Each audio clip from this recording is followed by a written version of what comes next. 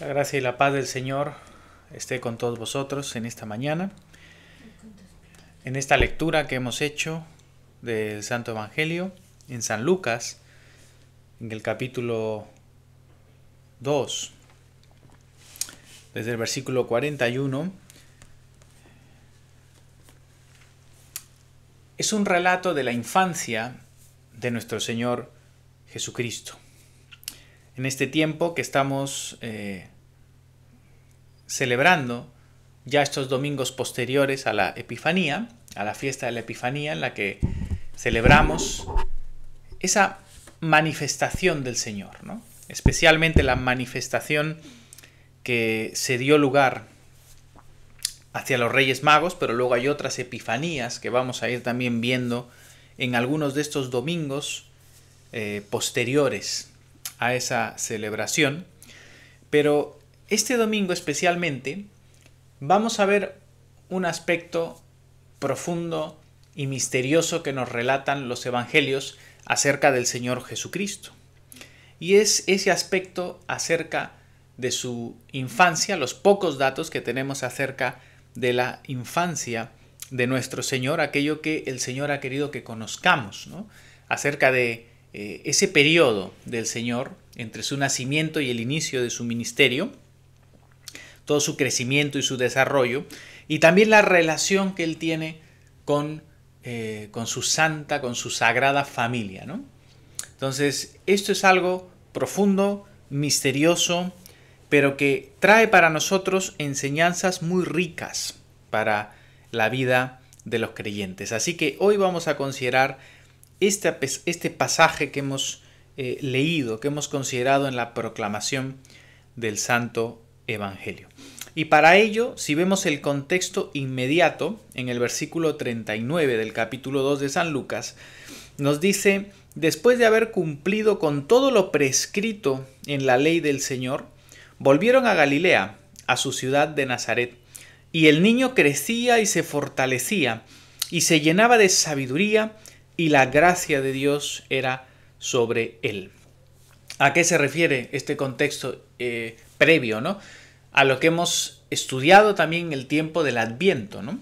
Y en el tiempo de luego también de la Navidad. Es decir, vimos cómo es que el Señor ya nacido, es circuncidado a los 8 días y luego llevado al templo para ser presentado al Señor. Y a la vez la Virgen María tenía que también presentar ese sacrificio por su purificación, según la ley. Y vemos cómo ellos cumplen, como una familia piadosa, muy piadosa, cumplen con todo lo que está prescrito por la ley y llevan al Señor. Y allí es cuando se da este encuentro con estos dos ancianitos, ¿verdad? Con Simeón y con Ana, que son de los primeros a los que el Señor se manifiesta allí en el templo en Jerusalén. No a los sacerdotes, sino a estos piadosos viejecillos que estaban allí, y se les manifiesta que es el Cristo, ¿no? Y sale este cántico maravilloso de Simeón que utilizamos nosotros también en nuestra liturgia de la oración. Bien, después de este acontecimiento sigue lo que vamos a ver hoy. Es decir, aquí Lucas termina ese episodio de la presentación del Señor en el templo. Acordaos que ahí había también que ofrecer ese sacrificio por ser el primogénito y presentarlo al Señor, ¿verdad? Y después de todo ese acontecimiento, Lucas cierra ese episodio con estos resúmenes que él suele hacer en sus escritos. Tanto en el Evangelio como en Hechos, él suele terminar secciones haciendo un resumen, ¿no? Y ese resumen o ese final es que el niño crecía y se fortalecía, y se llenaba de la sabiduría, y la gracia de Dios era sobre él. Y este pasaje, este versículo tan sencillo, nos muestra una realidad tan profunda y misteriosa acerca de Jesús, ¿verdad? Que es el Dios eterno, pero encarnado, hecho hombre, que vino verdaderamente como un bebé de verdad. Y en su naturaleza humana, él tenía que fortalecerse, que crecer y llenarse de sabiduría, ¿verdad? Es una forma profundamente misteriosa de describir este proceso en aquel que tiene esa naturaleza divina porque es Dios eterno, pero también tiene una naturaleza humana completa. Estas dos naturalezas se unen perfectamente en una persona, en la persona divina de Jesucristo, el Hijo de Dios. Y esto es un misterio, nos sobrepasa, pero las Escrituras nos muestran también la humanidad de Cristo en muchos de estos pasajes como aquí. Jesús en su naturaleza humana necesitaba crecer, fortalecerse y llenarse de sabiduría como hombre, no obviamente en su naturaleza divina, sino en la humana. Bien, y habiendo cerrado aquí, Lucas continúa e inicia el pasaje de hoy diciendo: iban sus padres todos los años a Jerusalén en la fiesta de la Pascua, y cuando tuvo 12 años subieron a Jerusalén conforme a la costumbre de la fiesta. Bien, esto es muy interesante porque aquí Lucas ha pasado ya de haber presentado al Señor, es decir, en sus primeros días de nacido, ha habido un salto hasta los 12 años del Señor. Es decir, toda esa infancia previa, el Evangelio, ningún Evangelio nos da noticia. Es decir, el Señor ha querido mantener toda esta información lejos de nosotros. Es decir, Dios nos ha querido revelar aspectos concretos de la infancia del Señor, pero no todo esto. En los primeros años de la Iglesia, en esos primeros años y primeros siglos de la Iglesia, se especuló muchísimo acerca de esta etapa de la infancia del Señor. Y hay muchos escritos apócrifos, es decir, escritos que no son palabra de Dios, que son más bien escritos oscuros, escritos que muchos son de los gnósticos, de los herejes, ¿verdad?, alrededor de la Iglesia, y que obviamente, como en todos esos círculos se sabía claramente que Jesús es Dios y la Iglesia defendía que Jesús es Dios hecho hombre, muchos de estos gnósticos y herejes escribieron evangelios, escribieron muchos escritos, ¿verdad?, falsos, ¿verdad?, torcidos, de los cuales ahora han salido muchos diciendo como que ahí hay historias ocultas de Jesús. Toda la vida se ha sabido que esos escritos estaban allí como parte de estas sectas heréticas desde los primeros siglos y eran escritos falsos, desechados por la Iglesia, ¿no? Como el Evangelio de Tomás, el Evangelio árabe de la infancia del Señor, la historia de José el Carpintero. Hay muchos escritos, muchos más, de esos inicios de la Iglesia que cuentan auténticas fantasías, ¿no?, datos fantasiosos totalmente acerca de Jesús, de su infancia. Muestran a un niño Jesús con el barro fabricando pajaritos que luego soplaba y volaban, ¿no?, o a un niño Jesús enseñándole ciencias y astronomía a los sabios, ¿no? Un montón de cosas que eran auténticas fantasías, pero que estaban en todo el imaginario de estos grupos y de estas sectas. La Iglesia nunca aceptó este tipo de escritos. La Iglesia, guiada por el Espíritu Santo, obviamente aceptó como el canon del Nuevo Testamento, en ese canon, los 4 evangelios que nosotros tenemos como canónicos. Y en ellos se ve con sobriedad, con claridad y con sencillez lo que fue la infancia y la vida del Señor, con lo que Dios ha querido que nosotros sepamos. Entonces debemos tener mucho cuidado. Todas las personas que queremos conocer a Cristo, al verdadero Jesucristo, tenemos que ir a las fuentes que Él nos ha dado, es decir, su palabra de Dios, ese Nuevo Testamento que está inspirado por el Espíritu Santo y nos da los datos claros, precisos, que nos van a llevar a conocer a Cristo y nos van a llevar verdaderamente a la salvación. En otros escritos ajenos, espurios, de los cuales han hecho películas y de los cuales han publicado otra vez estos evangelios para que la gente los lea como si fueran una novedad, no son ninguna novedad. Son una vieja herejía y una vieja información que la están queriendo resurgir como algo escondido. Eso ha estado siempre allí.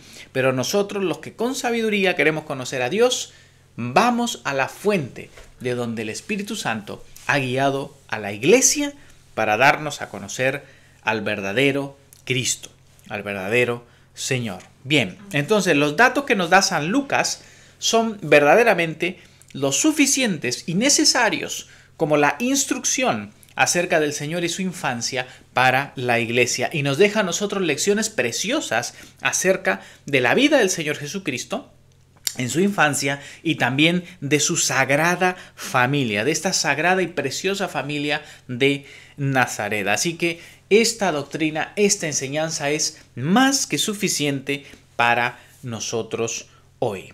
Bien, San Lucas es el que más nos habla acerca de este periodo y como vemos aquí, él va a este relato empezando con lo que sus padres hacían todos los años. Es decir, los padres, estamos hablando de una familia sumamente piadosa, ¿no? San José y la Virgen María, como padres, ¿verdad?, del Señor, subían todos los años a la fiesta de la Pascua, ¿no? Los judíos tenían 3 fiestas principales, una de ellas es la Pascua, en las cuales tenían que subir de forma obligatoria, los varones por lo menos tenían que subir a Jerusalén a observar la fiesta y en la Pascua a ofrecer el sacrificio que tenían que ofrecer. Entonces, esto era una obligación. Todos los judíos, como digo, varones, a partir de cierta edad, tenían que subir obligatoriamente a Jerusalén. Las mujeres no estaban obligadas a subir, pero normalmente las mujeres que eran muy piadosas y las familias que eran consagradas y piadosas subían completas y las mujeres también. Y este es el caso que estamos viendo aquí. La Virgen María no tenía la obligación por la ley de subir, pero vemos aquí en este registro que ellos subían siempre, ¿eh? Es decir, ellos subían todos los años. Y esto es importante de destacar porque recordemos que la familia del Señor es una familia pobre. Recordemos, esto lo hemos visto ya en todo este periodo, que ellos, el sacrificio que ofrecieron en la purificación de María es el sacrificio que correspondía a una familia pobre. Ellos no tenían recursos. Es allí donde decidió nacer nuestro Señor y Salvador, nuestro gran Dios y Rey Jesucristo. Decidió nacer no en una cuna de oro, no nació en medio de un palacio y con unos padres que eran ricos, no. Él decidió nacer en una familia pobre, en una familia sencilla, sobria, pero sumamente piadosos y temerosos de Dios. Por esta razón vemos que aunque para ellos movilizarse hasta Jerusalén les implicaba, por supuesto, gastos y un trastorno en general, pues para ellos era prioritario ir a adorar a Dios en Jerusalén cuando la ley lo prescribía. Y vemos a esta familia piadosa. Lucas nos lo refleja así, todos los años subían. Ahora menciona un hecho particular y es que cuando tuvo 12 años, cuando el Señor cumplió 12 años, subieron a Jerusalén conforme a la costumbre de la fiesta, es decir, refleja una subida especial y concreta en la Pascua de cuando el Señor Jesús cumple 12 años. Y esto es una cosa significativa también para nosotros. Primero, porque a los 12 años los varones que habían sido circuncidados a los 8 días como prescribía la ley, cuando cumplían los 12 años ya se les consideraba hijos de la ley, así se les llamaba. Es decir, esa era la edad de la responsabilidad, la edad a la que ese varón dejaba, por decirlo así, de ser un niño pequeño para pasar a ser ya realmente un hombrecito, un joven que empieza a asumir las responsabilidades de un adulto. Es decir, en esa edad que se marcaba ya un límite, ese era un límite donde ya la vida de ese niño iba a cambiar. Dejaba de ser un niño, dejaba de estar bajo el cuidado de la madre.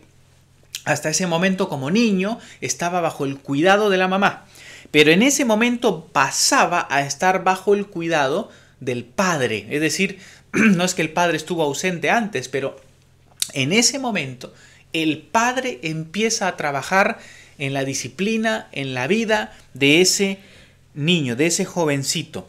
Él empieza a recibir un curso de instrucción, empieza a ser instruido también en la religión, en la fe, empieza a ser enseñado con ayunos y con la asistencia al culto público. Él empieza a ser educado en cómo actuar correctamente en la liturgia al Señor.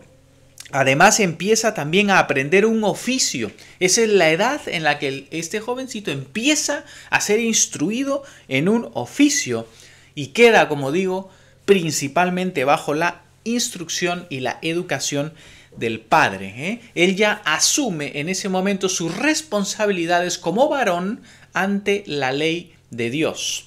Muy importante. Esa es una edad de transición y por eso lo está mencionando aquí San Lucas. Era para el Señor Jesús en toda su desarrollo y su infancia un momento clave en el que Él se hacía hijo de la ley, ¿verdad? Entonces, esto es muy importante, muy importante. Esto lo compara un poco o se puede ver un paralelismo con la vida de Samuel en el Antiguo Testamento, ¿no? Cuando fue de niño presentado en el templo, dejado en el templo.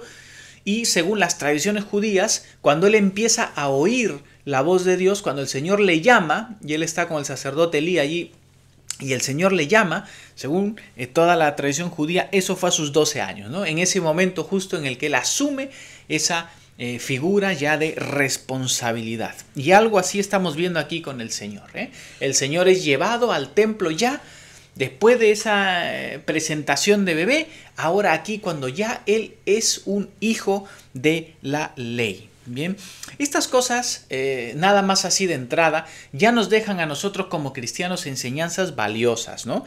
Primero, el mismo modelo de familia piadosa que tienen José, la Virgen María, con el Señor Jesucristo.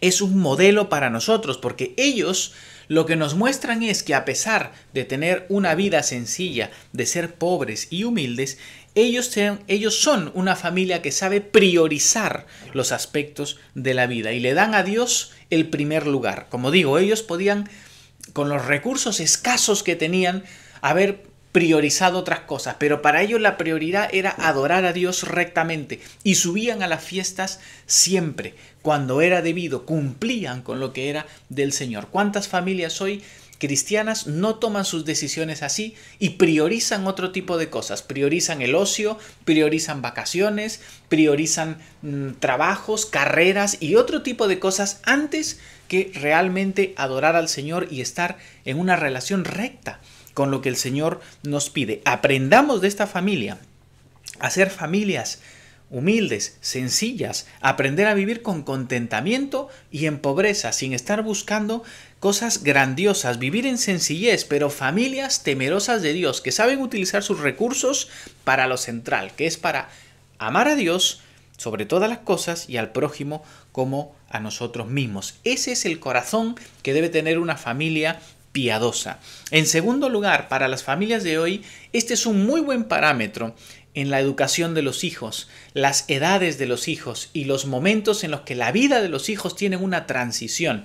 Este parámetro de los 12 años es un parámetro muy sabio y que las escrituras nos muestran. Los niños no pueden ser perpetuamente bebés.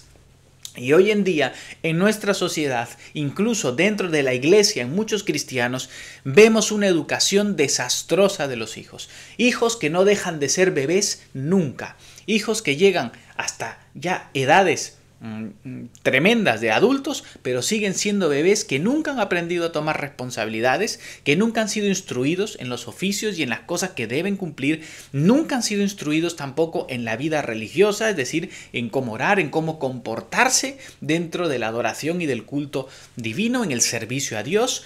No han sido nunca personas responsables. Muchísimo cuidado con esto. Esta educación que nosotros vemos en las Escrituras, la cual experimentó el mismo Señor Jesucristo para fortalecerse y crecer y llenarse de sabiduría. Es decir, todo ese proceso fue porque Dios utilizó a esa santa familia, a sus padres, a la bendita Virgen María y a San José, a sus padres humanos, para que ellos guiaran esa educación y lo hicieran con sabiduría. Y a esos 12 años, José tuvo que instruir y educar a Jesús en el oficio y en todos los deberes también que tiene en la religión. Entonces, padres, familias cristianas deben educar a los hijos con esa sabiduría y a enseñarles a asumir sus responsabilidades. Muchos de los hijos, que algunos de ellos son presentados o bautizados también al Señor en su infancia, deben ser educados sabiamente conforme al Señor y deben aprender a ser responsables, teniendo obligaciones, deberes, aprendiendo a trabajar desde pequeños. y no ser simplemente oidores y no ser simplemente los que reciben las cosas y ser como los reyes, ¿no? No, tienen que aprender a ser siervos, a servir, a trabajar. Si no hacemos esto, esos hijos van a ser un desastre cuando crezcan. Un desastre y vamos a pagar las consecuencias. Así que esto debe ser un modelo de piedad, de familia piadosa y de hijos, de cómo educar hijos piadosos en una casa. Bien, ahora nos dice el evangelista que al regresar ellos, acabada la fiesta, se quedó el niño Jesús en Jerusalén sin que lo supiesen José y su madre. Y pensando que estaba entre la compañía, anduvieron camino de un día y le buscaban entre los parientes y los conocidos.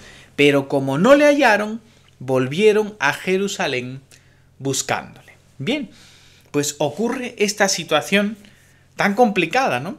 Al regresar ellos, habiendo acabado ya la fiesta, el niño Jesús se había quedado en Jerusalén, sin que José y María se diesen cuenta. Ahora uno puede preguntarse, pero ¿cómo puede ocurrir una cosa así? ¿Cómo es posible que no se diesen cuenta que se había quedado el Señor, ¿verdad? Pues bien, para esto tenemos que comprender que los viajes que se realizaban hacia las fiestas judías eran auténticas peregrinaciones. Lo que era un viaje de muchísima gente que viajaba de muchísimos lugares hacia Jerusalén, porque recordad, es una fiesta obligatoria que debe celebrarse allí. Viajaban en grupos grandes entre vecinos, amigos y familiares. Y cuando estaban cerca, mientras subían a Jerusalén, iban cantando los salmos del ascenso o los salmos graduales que tenemos en la Escritura, ¿no? Para eso están escritos, para ser cantados mientras se subía a Jerusalén. Era una peregrinación.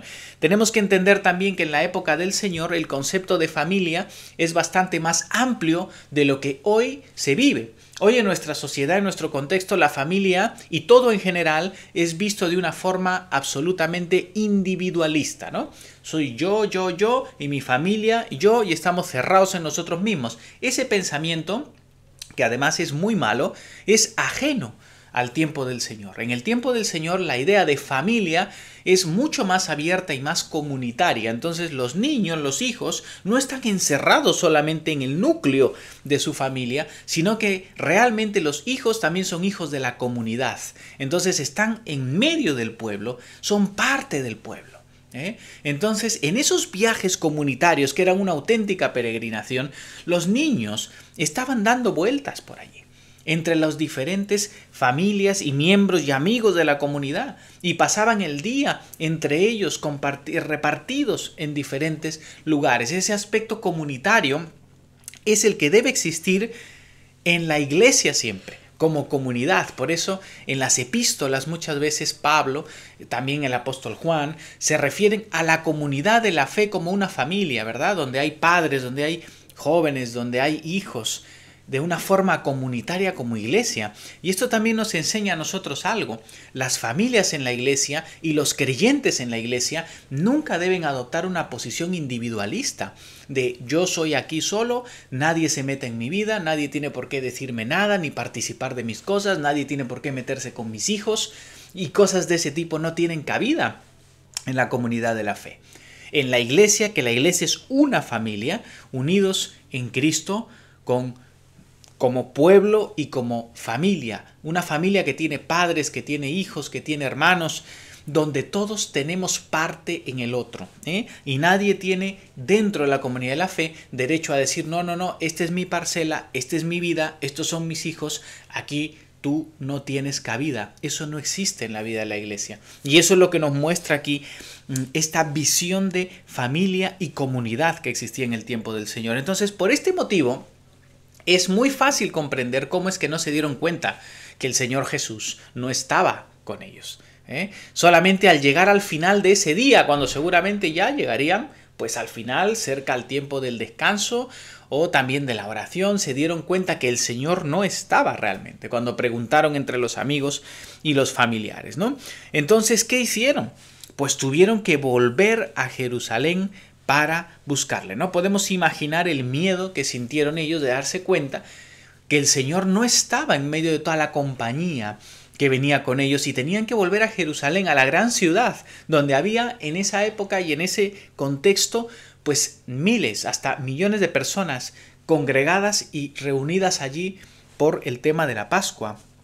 Podemos imaginar esa escena y realmente el miedo que ellos pueden haber sentido. Y tuvieron que regresar un día de camino, ¿no? Porque se dieron cuenta al día de camino, tuvieron que volver otro día de camino. Y aconteció, dice Lucas en el versículo 46, que 3 días después le hallaron en el templo, sentado en medio de los doctores de la ley, oyéndoles y preguntándoles. Y todos los que le oían se maravillaban de su inteligencia y de sus respuestas. Es decir, fueron 3 días contando el día que se fueron, ¿verdad? Cuando se dieron cuenta, el día de volver, y allí probablemente buscaron un día más. Seguramente podemos imaginarnos que en Jerusalén, siendo una ciudad tan grande y con tanta gente allí, estuvieron visitando los lugares donde ellos estuvieron antes, preguntando, ¿verdad? Hasta que finalmente lo encuentran en el templo, ¿verdad? Estuvieron 3 días sin tener noticias de Jesús. Esto es algo que tiene que ser terrible para estos padres. Algunos de los padres de la iglesia de los primeros siglos vieron en estos 3 días, ¿no?, como una prefiguración de los 3 días que el Señor pasa en el sepulcro antes de la resurrección, ¿verdad? Para ser hallado otra vez resucitado. Bueno, le encuentran al Señor en el templo. Tener en cuenta que el templo era un complejo inmenso, ¿no? Este es el templo que ha reformado Herodes y es un templo inmenso. Y el centro, el núcleo del templo era obviamente el santuario, el lugar santísimo, el santo de los santos, y el lugar santo, el altar que estaba afuera para el sacrificio. Y luego alrededor había una serie de atrios, ¿no? El atrio de los hombres, el atrio de las mujeres, el atrio de los gentiles, y habían unas cámaras también donde los maestros de la ley instruían, enseñaban y discutían acerca de la ley, y también donde el pueblo en general oraba en las horas que se ofrecía el sacrificio. Por eso es que todo el templo, el complejo del templo, es considerado casa de oración, donde se ofrece el sacrificio, se ora y también se instruye en la ley. Encontraron al Señor muy seguramente en una de estas cámaras donde estaban los maestros de la ley instruyendo acerca de la ley. Luego el Señor, cuando crece, se le ve en varios momentos enseñando en el templo, ¿no? Enseñando en el templo como un rabí, enseñando su doctrina, ¿no? Luego también se ve a los apóstoles subir al templo y también estar allí predicando y anunciando a Cristo. Entonces, el templo era un lugar también de enseñanza, como también de proclamación, de oración y el lugar del sacrificio. Bien, interesante que cuando llegan la Virgen María y San José, después de haber estado en Jerusalén, encuentran a Jesús en ese lugar, en lo que es su casa, ¿verdad? Porque el Señor dice, la casa de mi Padre es casa de oración, y les acusa a los judíos, luego ya él de adulto, ¿no? Y la habéis convertido en una cueva de ladrones, ¿verdad? Y aquí el escritor cristiano de los primeros siglos, Orígenes de Alejandría, hace un comentario muy interesante, ¿no? Él dice, no lo encuentran entre los parientes, porque el parentesco humano no podía contener al Hijo de Dios, ni entre los conocidos, porque está sobre el conocimiento y la ciencia humana. ¿En dónde, pues, lo encuentran? En el templo. Si pues nosotros buscásemos también alguna vez, si le buscásemos alguna vez, busquémosle en el templo, dice Orígenes. Apresurémonos a ir allí, que allí sí encontraremos a Cristo, palabra y sabiduría. Esto es, al Hijo de Dios. Busquémosle en la iglesia, busquémosle entre los doctores que se hallan en el templo, porque si así lo hacemos, lo encontraremos, ¿no? Está haciendo una aplicación alegórica a Orígenes, pero que es muy importante para nosotros, ¿no? Así como José y María le buscaron por muchos lugares, pero le encontraron en el templo, en el lugar donde Jesús estaba, alrededor de los maestros y de la palabra. De igual manera, si hoy buscamos a Jesús, busquémosle en el lugar correcto, allí en la iglesia donde su palabra es proclamada, donde el evangelio es anunciado, donde Cristo es manifestado en los sacramentos y en la palabra constantemente. Allí busquemos a Jesús. Si estás buscando a Jesús, búscalo allí donde su palabra está. Bien, ahora encontraron a Jesús, nos dice el evangelio, sentado sentado en medio de los doctores de la ley, oyéndoles y preguntándoles, ¿no? Es curioso, esta postura de estar sentado es una postura típica de los rabinos cuando enseñaban, ¿no? Y él estaba oyendo y preguntando, ¿no? Vemos esta actitud del Señor ahí en medio de ellos, siendo un niño de 12 años, él estaba oyendo, aprender a oír y también preguntar, ¿no? Esa actitud de preguntar es una actitud también de sabiduría y que la utilizaban siempre los rabinos. Los rabinos enseñaban a través de preguntas a sus discípulos. Es de allí que más adelante la Iglesia ha utilizado los catecismos, la catequesis, la instrucción a través de preguntas y respuestas con el catecúmeno, ¿no? Esa es una herencia judía también en la iglesia. Pero estamos viendo aquí al Señor con 12 añitos, ¿verdad? Haciendo algo que no es normal de un niño de 12 años, ¿verdad? Oyendo y preguntando con alta sabiduría. Dice que todos los que oían, todos los que estaban oyendo, se maravillaban de la inteligencia de sus respuestas. Y aquí estamos viendo una vez más este hecho misterioso de cómo es que Jesús, hombre, niño, pero también es Dios eterno, es la sabiduría de Dios. Es uno de los misterios más grandes de la encarnación del Hijo de Dios, cómo esa divinidad y la humanidad confluyen en la persona de ese niño que está allí sentado. Él es el Verbo de Dios, es la palabra de Dios, la sabiduría misma de Dios que ha encarnado, el que con el Padre y el Espíritu ha creado todo. Los había creado a los líderes judíos que estaban allí, a los maestros. Él es el que les da la sabiduría, Él es la sabiduría para ellos y está allí sentado. Esto es algo que sobrepasa nuestro entendimiento, pero es maravilloso de ver en este testimonio de Lucas. San Ambrosio de Milán dice lo siguiente, ¿no? Hay en Jesucristo dos generaciones, una paterna, otra materna. La paterna es divina y la materna es por la que bajó a nuestra vida y a nuestras miserias, ¿no? Entonces, de verdad, Jesús fue eternamente Hijo de Dios, ¿verdad? Engendrado antes del tiempo, eternamente, pero en un momento en la historia se hizo hombre y vino como ese bebé, y aquí vemos esa unidad misteriosa y maravillosa en Jesucristo.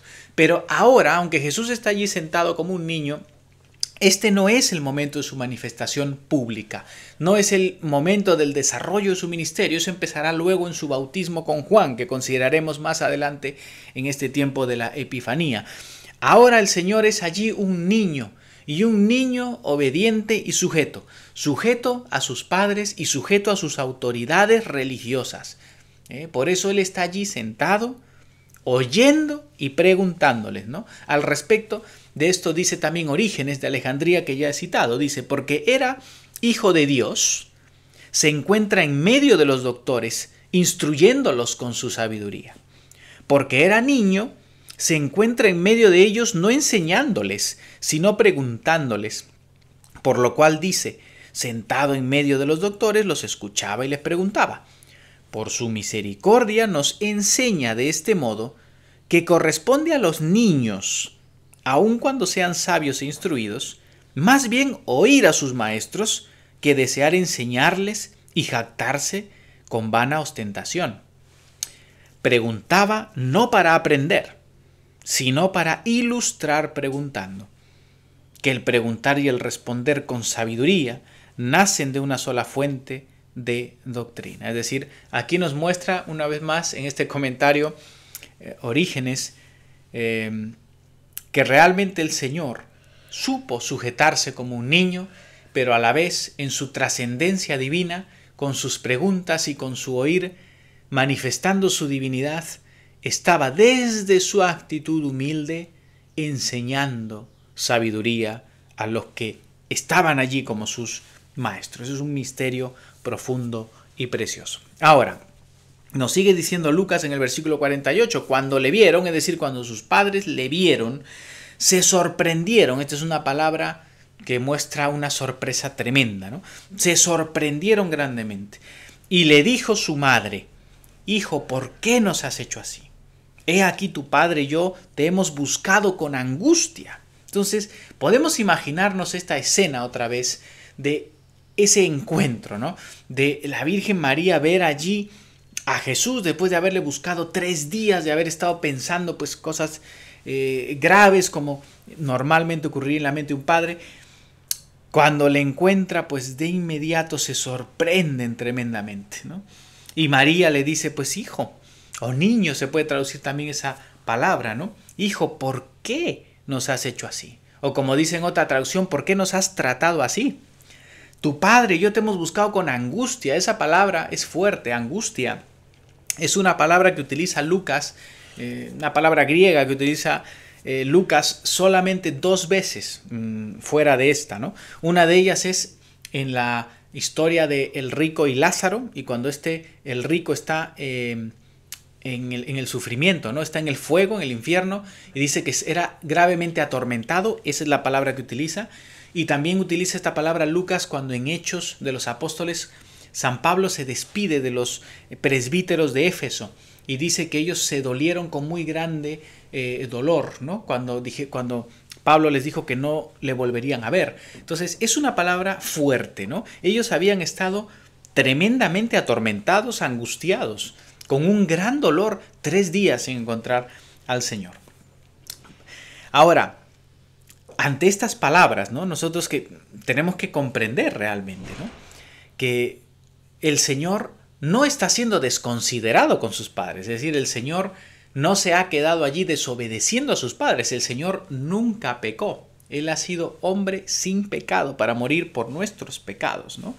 Pero era necesario que los padres humanos de Jesús, en este caso su madre, la bienaventurada Virgen María, y su padre adoptivo, San José, ambos tenían que a través de un proceso entender verdaderamente quién es Jesús y cuál es su misión. Y especialmente aquí la Virgen María, que es la que vemos interactuar directamente como madre con él. La Virgen María que le había parido, ¿no? Y por ello realmente es la única mujer en la historia de la humanidad que puede llamar a Jesús no solamente mi Señor, mi Dios, mi Salvador, sino que también le puede llamar hijo, ¿no? Y decirle, hijo, ¿por qué nos has hecho así? Pues esta bienaventurada Virgen María tenía también que comprender lo que Simeón le había dicho. Es decir, que una espada atravesaría su propia alma. Y este es el inicio de ese camino, en el que ella tenía que comprender que su hijo tenía una misión concreta que implicaba llegar hasta la cruz, ¿verdad? Que llegaba hasta la cruz por nosotros. Y aquí empieza esa dura lección también para ella. Ahora, la respuesta del Señor Jesús es también fuerte, ¿no? Es una vez más una respuesta para ubicarles a ellos, ¿no? Les dice, ¿por qué me buscabais? ¿Por qué me buscabais? ¿No sabíais que en los negocios de mi Padre me es necesario estar? Mas ellos no entendieron las palabras que les habló y descendió con ellos y volvió a Nazaret. Bueno, vemos en estas respuestas, una vez más, esta no es una respuesta desconsiderada del Señor, pero es una respuesta clara y concreta. Como he dicho antes, la Virgen María y San José tenían que comprender, tenían que recordar, después de 12 años de haber visto los milagros y maravillas en su nacimiento, y todos los testimonios que se dio proféticamente, ellos tenían ahora a sus 12 años que ya empieza él a ser un hombrecito y empieza a asumir sus responsabilidades con la ley, ellos tienen que darse cuenta que verdaderamente él es hijo de Dios. Y ahora que es considerado hijo de la ley, ya de la responsabilidad con el culto divino, Jesús mismo les está mostrando ya con esa edad mínima de su responsabilidad, decir que yo tengo que estar en las cosas de mi Padre.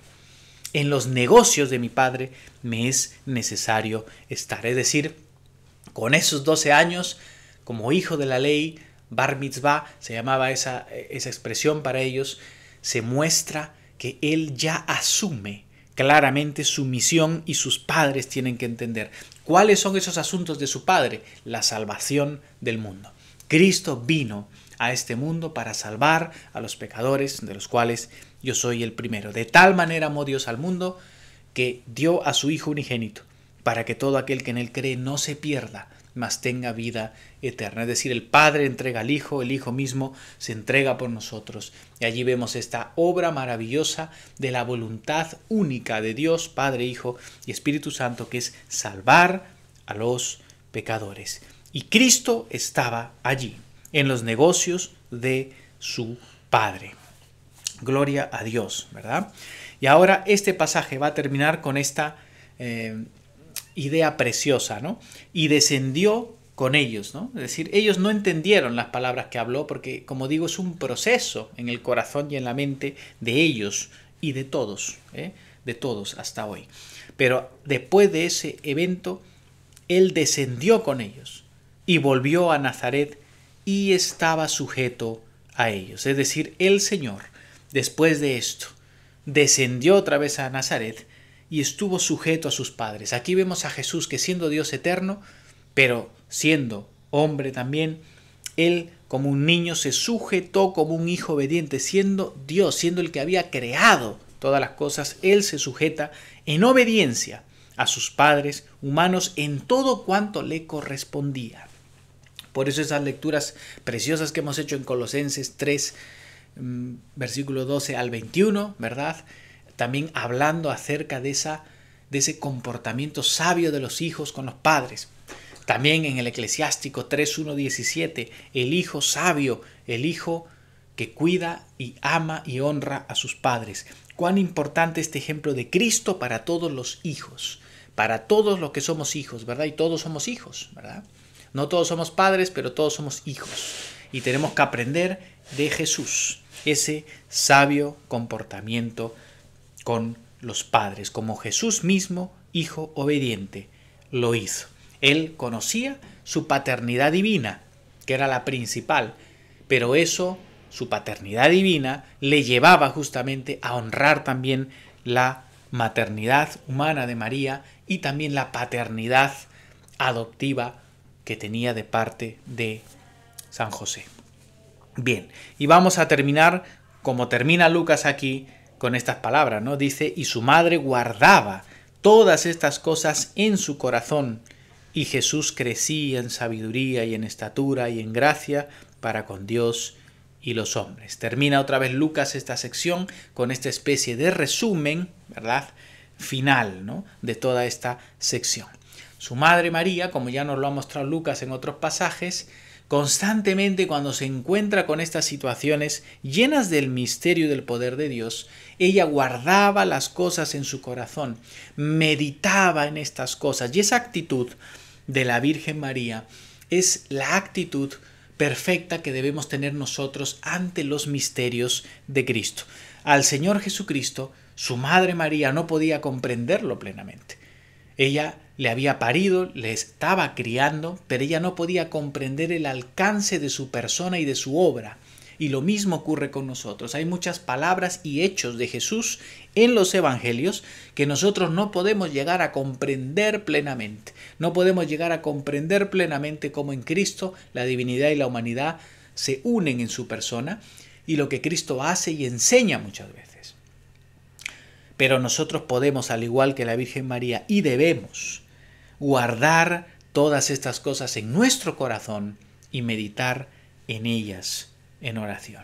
Eso es la actitud que debemos tener nosotros para ir siendo cada vez más llenos de Cristo. Y nos muestra que Jesús continúa ese proceso de sabiduría, de crecer en sabiduría, en estatura y en gracia con Dios y con los hombres. Acordémonos que Jesús sin pecado fue lleno de gracia, por supuesto, y además una vida agraciada siempre delante de Dios y de los hombres. Así que meditemos en estos profundos misterios y que estas enseñanzas sean para nosotros también vida y fortaleza.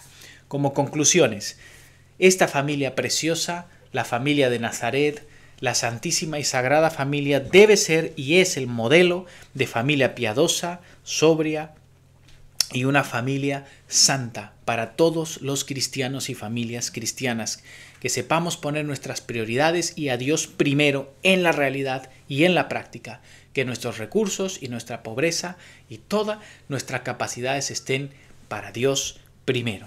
Que la educación de nuestros hijos sea responsable, sea una educación piadosa, como fue la educación del Señor Jesucristo, poniendo igualmente a Dios primero y enseñándole en las responsabilidades que deben tener los hijos, teniendo en cuenta las edades y los momentos concretos, y esa edad de los 12 años es un muy buen parámetro para que los hijos empiecen a asumir sus responsabilidades religiosas y también de la vida, para que empiecen a ser educados. Si tú quieres enseñarle a tu hijo a trabajar y a ser fiel al Señor cuando tiene 18 o 20 años, olvídate, ya lo has perdido. Tienes que empezar desde las primeras etapas. La madre tiene un valor, tiene un rol, tiene una función. El padre tiene otras. Por eso es que el padre a partir de los 12 años tiene una función importantísima en la disciplina, en la educación, en el aprender a trabajar, a hacer cosas y las responsabilidades con el culto a Dios y la vida cristiana, la vida religiosa. Para los hijos, el modelo de Jesús como hijo que se sujeta es primordial. Aprendamos a ser hijos obedientes, que nos sujetamos con respeto y honramos a los padres. Y los padres tienen ese modelo precioso de la Virgen María y de San José como padres ejemplares. Es un modelo maravilloso. Siempre que nos acerquemos a meditar en el misterio de Cristo, de su persona, con esta naturaleza divina y humana, hagámoslo con humildad, con sencillez de corazón, entendiendo que todos estos misterios de Dios son inalcanzables, pero al igual que la Virgen María, guardemos estas cosas en nuestro corazón para meditar en ellas, comprendiendo que este Jesús, nuestro Señor y Dios, vino para tomar los asuntos de su Padre, que son nuestra salvación. Sigámosle pues a Él, pongamos en Él los ojos, adorémosle con todo nuestro ser, sigamos a Cristo y perseveremos en Él, en fidelidad a Él, hasta el fin. Que el Señor nos ayude en todo esto. Gloria al Padre, y al Hijo, y al Espíritu Santo, como era en el principio, ahora y siempre, por los siglos de los siglos. Amén.